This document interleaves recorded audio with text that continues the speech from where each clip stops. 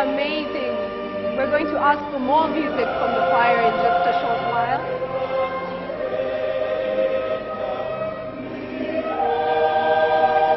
So beautiful.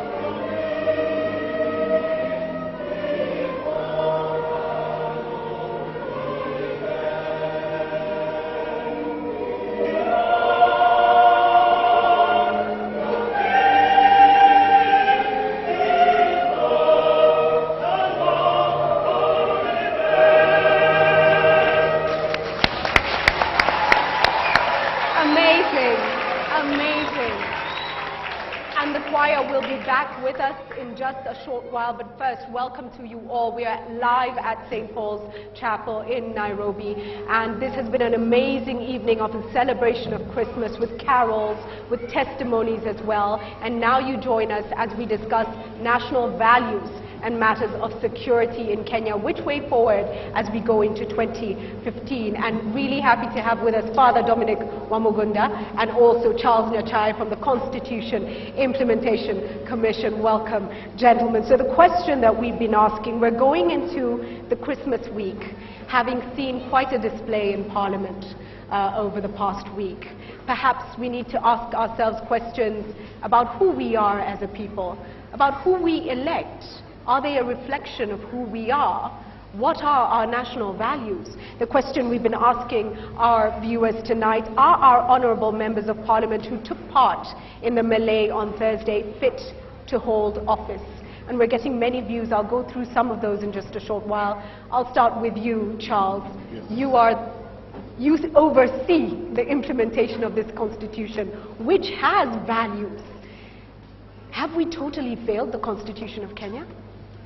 Well, I wouldn't say, Julie, that at this stage, do I please, need to use this? Please, yes, thank you. I wouldn't say at this stage that we have totally failed, because then we would be giving up. But I think it's an important point in the process of implementing our own constitution, and we must not lose sight of the fact that that is our constitution. The preamble to the constitution begins, "We the people." So that's our constitution. Now, we need to be honest with ourselves. My answer to your question, I refuse to believe that what I saw on Thursday on the floor of the National Assembly is a reflection of the people of Kenya. I refuse to believe that, because that's the most shameful thing that I have seen this year, and it's not what I see when I meet the Wanjiko every other day.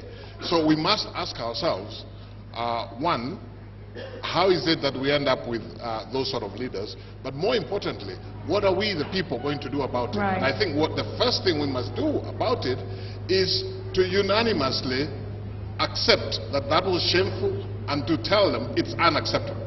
Before I come to Father Wamuganda, there has been no apology. There's a lot of justification. What does that say about our leader? Well, Julie, it's not possible to justify what we saw on Thursday, because if we begin to justify that, then as a country we are justifying our stepping into anarchy. Because just think about it for 1 minute. If what happened on Thursday on the floor of the National Assembly is acceptable, the next time, what's to prevent members of civil society who are dissatisfied with what Parliament is doing? Last time, they demonstrated with their pigs outside. What's to stop them next time going into the floor of the National Assembly with their pigs? Right. I mean, we will have a chaotic situation. Father, is this a reflection of who we are? Charles says, no, I don't believe it is. What are your thoughts? Well, I too don't agree that this is a reflection of who Kenyans are. Kenyans are more dignified people. Kenyans are better people. Kenyans know what they want, and they want to go for it. The unfortunate part, I think, is that our politics has no focus. Our politics is about money. Our politics is about friends, about kin, about nepotism. Our politics is not about values. It is not about what is good for Kenyans. It is about who is the leader. It is about who he associates with. And it's about how much money he can get. And it's about how much he can bribe people in order to become that leader. Well, let me ask this, Father. Are our politicians created in a vacuum? Or are they part of us? I don't understand, because even as we came to the debacle in the House of Parliament, it was preceded by some event on Monday at Homa Bay, which is more or less the same thing. where people cannot in dignity decide who they want to elect, where they cannot leave others in their freedom to choose who they want to choose. It's the same thing that happened. Don't forget that the origin of parliament is the Greek forum called Agora, where elders and intellectuals would meet and argue about issues, argue using their mind, using their brain, not their physique, and so on. And you know what we saw last Thursday is sheer madness. I want to ask everybody here today, do you believe we as Kenyans are better than this? If you do, please cheer. If you think we are part of it, then just keep quiet. If you think we are as bad as our leaders. So do you believe we are better than this as a country? Okay, so how do we elect these people? Charles, where is this disconnect? You know, Julie, just to demonstrate to you that that's not who we are. Yes. Whenever we have incidents of hooliganism, and at those points we actually call it hooliganism, whether it is students who have gone unruly and attacked their teachers and burnt their dormitories, we condemn it as a nation. When my good friend Father Wamugunda's students go on the rampage next door here, we condemn it, and rightly we condemn it. Right. So why are the people of Kenya silent when their leaders are behaving in a situation where any other group of Kenyans behaving like that, we would describe as hooligans? Yes, and would face consequences. And they would face consequences. It's good to say that one thing, yes. Julie, I would like to say here is that, and I want to address these people here who I frequently preach to. And the many millions watching on TV. Oh, yeah, okay. But I'm talking about these ones who are here, who I frequently preach to and pretty eloquently. I want to say this. Part of the problem is ourselves. Part of the problem is ourselves because even as we watch such events, we begin to say, oh, it is the Jubilee side that was wrong. Oh, it is the ODM side that was wrong. It was that side, it was that side, depending on what tribe you are, depending on what is your political orientation. But we must talk and unite ourselves in condemning that which is objectively wrong. Because there are things that are objectively wrong, and there are things that are objectively right. So, in a civilized manner, Kenyans must stand up and say, absolutely. Unacceptable. Absolutely. Unacceptable. It is unacceptable. Gentlemen, moving on from that, because we don't want to go into a new year with that spirit in this country. We really don't. We want to remember this is a nation where neighbors share salt, they share sugar, they support each other, and we want to really celebrate that as we come to the end of the year. A big challenge when it comes to, for instance, the national values and how they interlink with security matters. How do we ensure that we understand that we are not each other's enemy, that we stand by each other and for each other? Is this something that starts from childhood? Do we have to totally retrain the way we think as Kenyans, retrain our children and ourselves? Julie, you know, earlier on in the evening you asked Father Wamuganda about whether this was a horrible year. Annus horribilis. Annus horribilis. And I agree with him, except my reason is different. I think the most horrible thing this year is that, and if we are honest about it, I think this country is polarized like it has never been polarized before. Now, we must address that head on. Now, to connect it to what you have asked, the Constitution of Kenya, which is really the expression of the sovereign will of the people of Kenya, in that Constitution, we expressed for the first time national values and principles. That is our collective decision. So that is something that we have in common. That is something that we chose in common. And we treasure those values we must treasure it. Because everything else, the entirety of the rest of the Constitution rests on those national values. And if we are to begin the new year and say we want to look forward, we must reclaim those national values. We must reclaim the principles in the Constitution. Why? Julie, because they are an expression of our collective will. And that is how we decided as a people we want to live. That is how we decided we want to be governed. That is how we decided we want to relate to one another. Right. Father, who bears the greatest responsibility in ensuring that we do embrace these values? And we force our leaders to live by the values that are contained in our constitution. Who bears the responsibility? Is it government? Does it start at family level? Is it something that should be in the curriculum? I think it's a corporate job. I think it's a job that must be done by all of us. The leaders have their role to play. Obviously not the way they did it on Thursday, but they have a role to play. But we also have a role to hold them accountable, right, to hold them to account. We as a nation, we as people, we have a role to hold our leaders to account for the things that they do and the things they say and so on. Everybody has a role. The churches, the church leaders have a role to play, to bring together everybody, to come together with the leaders of other churches, other religions, and think together and ask questions together. You remember in the days of the fight for multi-party democracy, and we had that, what were we calling it? The Fungamano Initiative.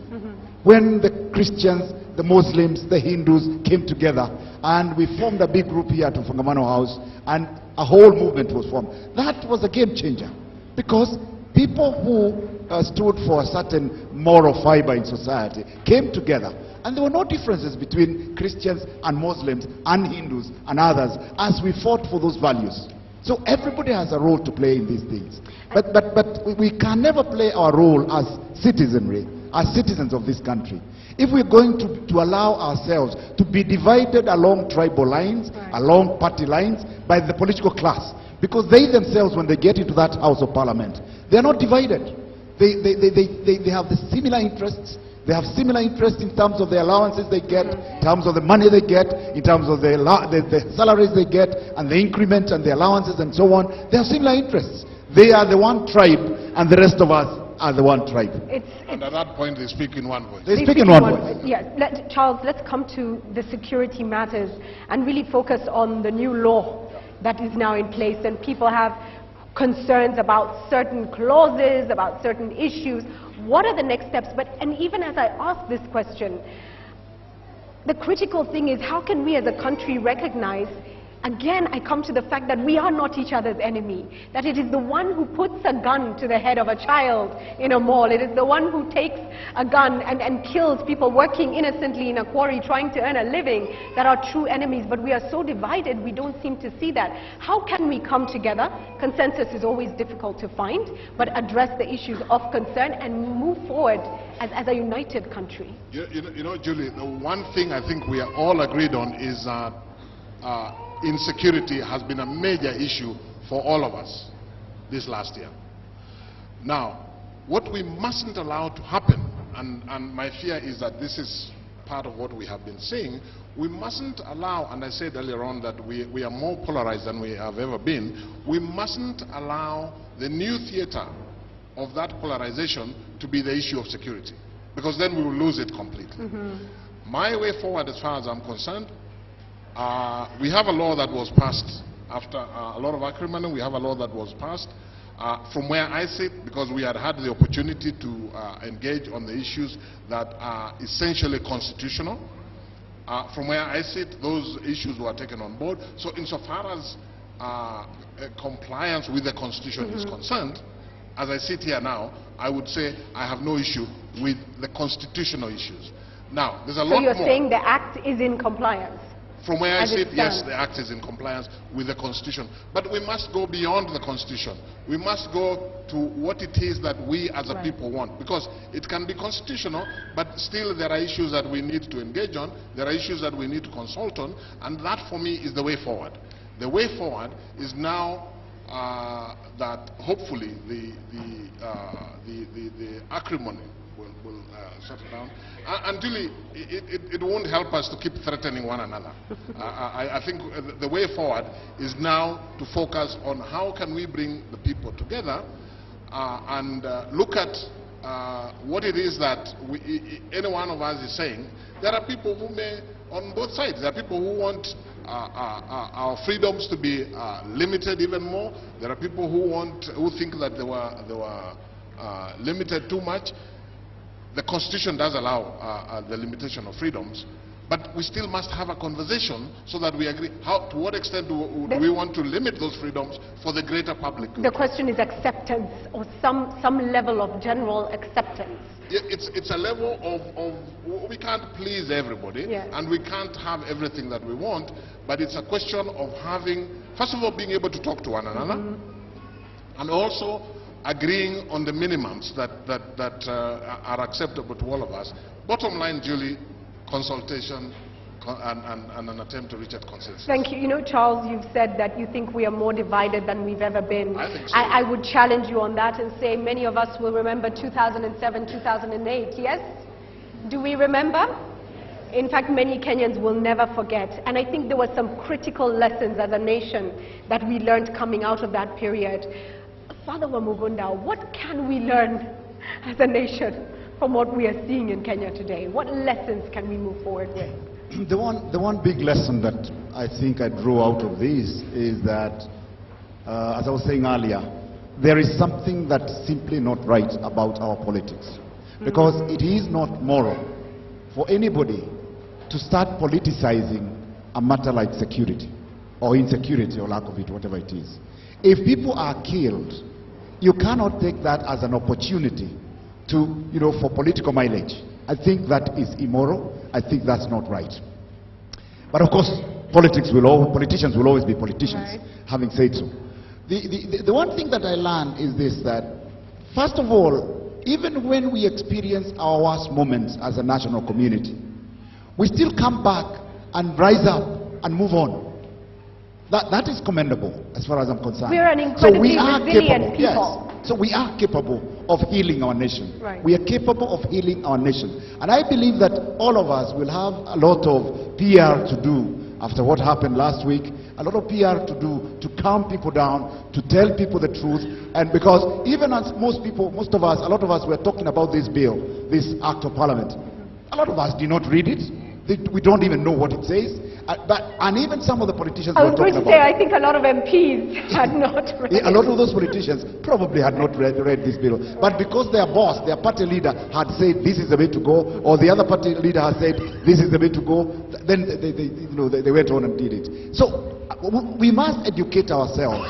We must know what our constitution says. We must know what these bills say, so that we are educated, we are arguing from a learned position, and so on. But what I learned from all these things is that we Kenyans can heal ourselves. That's a powerful message there. We can heal ourselves, and we have done incredible things and come back from them and learned more. So hopefully this is what we will do, is learn more. And the message being sent is, let your leaders know this kind of behavior is simply not acceptable. I'm going to read some of the SMSs, the tweets that have been coming in, excuse me. Fred Okara says, you cannot solve any problem through applying physical strength. Wisdom, dignity, and diplomacy is enough. Thank you for that. Endwis on Twitter says, MPs should be ashamed for demeaning fellow intellectuals in Kenya. That was an act of cowardice. Lots of messages coming in. I should say Sakaja Johnson is getting a lot of kudos for what he did in the House, and people are saying amazing stuff. So let's celebrate also the leaders that are doing well. It's not enough perhaps to condemn the wrong. It is also important to really lift up those who are doing right. So Sakaja Johnson, a lot of people saying well done to you. Gentlemen, I want to finish with a direct message from you to our leadership. People in positions of responsibility. We've seen what happened in the House last week, but who remembers Kanyari? Yes? From the church? We remember. For a lot of Muslims who are facing extremism and don't really know what to do with their leaders who have gone that way, what messages do you have for leaders who are taking us in the wrong direction? I want you to directly speak to them tonight. Charles, I'll start with you. Yeah, what I would say to the leaders is this. First of all, because all of them took an oath to defend, protect our constitution, the constitution that the people of Kenya adopted in the year 2010. The importance of that is that that constitution, and we got it after many years of struggle, that constitution represents what the people of Kenya want, how the people of Kenya want to live, how they want to be governed. Now, it is understandable that political contestation is really what politicians do. My plea to them is that as you contest politically, please do not undermine the Constitution. Please do not undermine the values and principles that are set out in Article 10 of the Constitution. Please do not undermine the reasons the people of Kenya set out in the preamble as to why they wanted a constitution. And please, that is now what I'm asking them not to do. Please, as the first parliament that was elected under this constitution, and as the first set of leaders that were elected under this constitution, please note that history will judge you very harshly if this constitution falters, or if we are unable to take this country to the level of constitutionalism as a culture. That is what my plea to the leaders would be. You didn't ask me, Julie, but let me say what my plea to Kenyans are. Yes, please. My plea to Kenyans, and we could debate, by the way, I still think that we are more polarized. You still think it is worse today? It's worse. I mean, all we did was that we expressed it a little more viciously in 2007, 2008, but I think if we are honest with ourselves, we are more polarized than we have ever been before. My plea to Kenyans is that it's no point you having passed and adopted a constitution and then assume that there are leaders who will ensure that constitution is safeguarded. No, it's your responsibility ultimately. That constitution, as long as it is the collective will of you, the people, that constitution will ultimately be protected by you, the people. Thank you, Charles, for that. It was a 2-decade struggle for that document, a 2-decade struggle of suffering, untold suffering, as Father Wamuganda has reminded us. You know, some of those periods were extremely difficult periods, so be guardians of the Constitution. Thank you. Father, we lost lives during that struggle. We lost, a lot of people suffered, a lot of people were jailed and things like that. But what do I say to our leaders? And when I say leaders, I mean all leaders, including religious leaders and everybody else. As we go into the new year, and as we celebrate Christmas and go into the new year, I think it will be important for our leaders because Charles and I can sit here and talk about the Constitution and talk about intellectual stuff. But the people out there in Gatundu or in Nyachae or in Kisumu or Kisii or Nyamira or wherever it is, they don't read the Constitution. They don't talk constitutional talk. They talk about survival. They talk about eating and drinking. They talk about water. They talk about electricity. Right. They talk about those things that they need. Unfortunately, in my observation, our leaders do not focus on what is of value to the majority of our people in this country. And that's what our leaders must focus on. And then this whole matter of insecurity, it's an important issue, and every leader worth any salt must focus on it genuinely. And there is no point trying to think that, oh, it's a Muslim issue or it's a Muslim versus Christian issue. No, it's not. There are very good Muslims who live on this earth. There are very good Christians who live on this earth. Just as there are very awkward Christians and very awkward Muslims as well. It is those bad ones that must be focused on. But as Charles was telling me earlier, I have to focus on whether me as Wamuganda, am I first of all a Kenyan, or a Christian, or a priest, or a teacher, or a Kikuyu? What am I first and foremost? What do we hold most dear? What do I hold most dear? Am I a patriotic Kenyan? Those are the questions we must ask ourselves. And all leaders have a duty to rally everybody around this concept of celebrating that which is good in us and moving forward. And as we move forward, the people of Kenya must realize that there are only two tribes in Kenya.